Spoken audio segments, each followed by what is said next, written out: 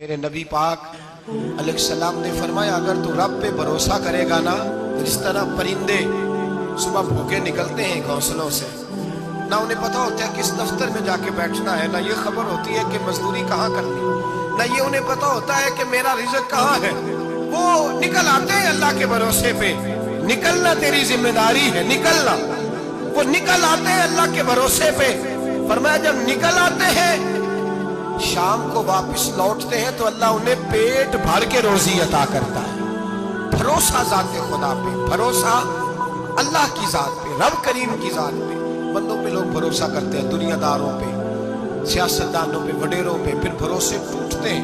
بھروسہ اللہ کی ذات پر، اور جب اللہ کی ذات پہ تیرا بھروسہ ہوتا ہے نا میرے بھائی، ان تنہائیوں میں جن تنہائیوں میں کوئی کام نہیں آتا، ان مجبوریوں میں جن مجبوریوں میں لوگ دامن چھڑا کے نکل جاتے ہیں، جب تیرا بھروسہ اللہ کی ذات پہ ہوتا ہے تو ان بیماریوں میں جن میں میڈیکل رپورٹیں جواب دے جاتی، ڈاکٹر ہتھیار پھینک جاتے ہیں، ان تنہائیوں میں، پریشانیوں اور آزمائشوں میں جو ذات پھر آگے بڑھ کے تیرا دامن تھامتی ہے وہ ذات خدا بندی ہی ہوتی ہے۔ پھر اللہ تبارک و تعالیٰ تیری مدد فرماتا، پھر وہ اس کا کرم تجھے تھام لیتا ہے۔ جب تو بھروسہ، حضرت ابراہیم کے لیے آگ جلائی گئی،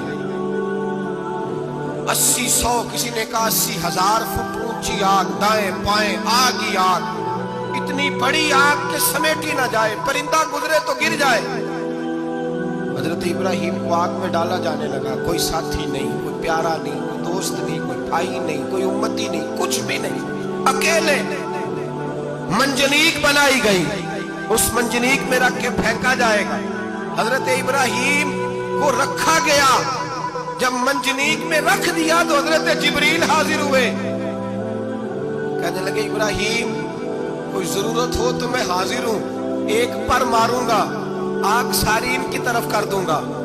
اب فرمانے لگے حاجت تو ہے پر تیرے ساتھ میری کوئی حاجت نہیں۔ وہ بارش کا فرشتہ آیا، کہنے لگا حضور حکم دے تو برسا دوں۔ ہوا کا فرشتہ کہتا ہے میں اللہ کی طرف سے مامور ہوں، مجھے حکم ملے تو میں ہواؤں کے رخ پھیر دوں نمرود کی جانب، یہ ساری آگ ان پر گر جائے، بارشیں برسا کے سیلاب کر دوں۔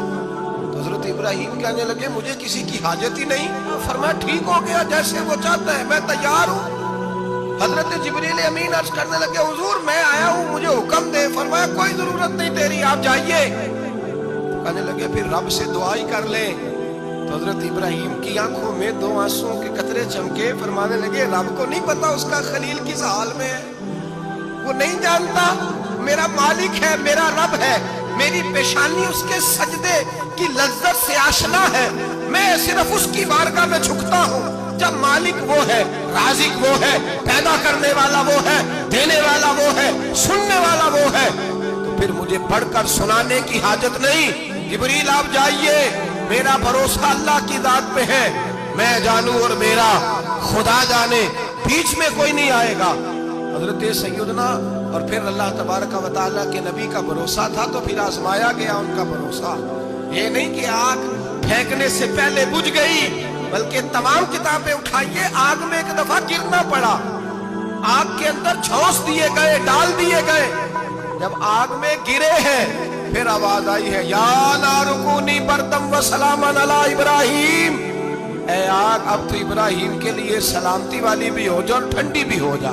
تو رب تعالیٰ فرماتا ہے تو مجھ پر بھروسہ کر، میری ذات پر تیرا توکل ہونا چاہیے۔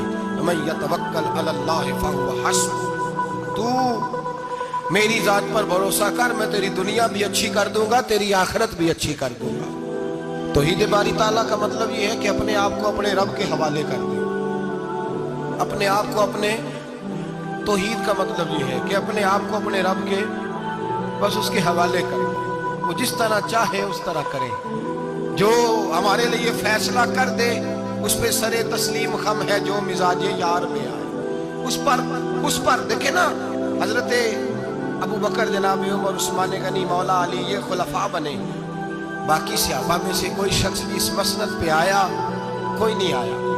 پھر کچھ صحابی گورنر بنے، حضرت بلال حبشی کسی عہدے پہ بھی فائز نہیں ہوئے، نوکری سب سے زیادہ، ایک عہدہ بھی نہیں، لیکن تاریخ میں کوئی کمزور حوالہ بھی نہیں کہ کبھی حضرت بلال نے کہا ہو کہ میں بڑا پریشان ہوں، کچھ بھی نہیں، جائیداد نہیں، یا بنا کچھ نہیں، گھر کوئی نہیں، وہ چلو مکان بن جاتے، 2 دکانوں کا کرایہ ہی آنے لگتا، کوئی بات نہیں فرمائی، زندگی کو مطمئن گزارا۔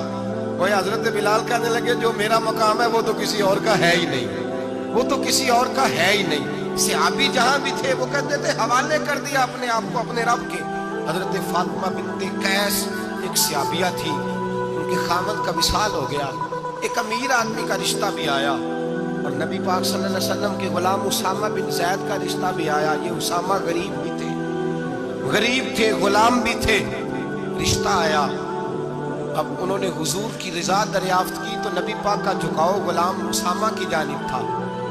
اب ان کے سارے گھر والے کہنے لگے حضور کا اگر تم سمجھتی بھی ہو تو مشورہ ہے، چاہت ہے، حکم تو نہیں نا، ہر آدمی کو اجازت ہے مرضی سے نکاح کر سکتا ہے، تو آپ امیر آدمی سے رشتہ کریں جو آپ کو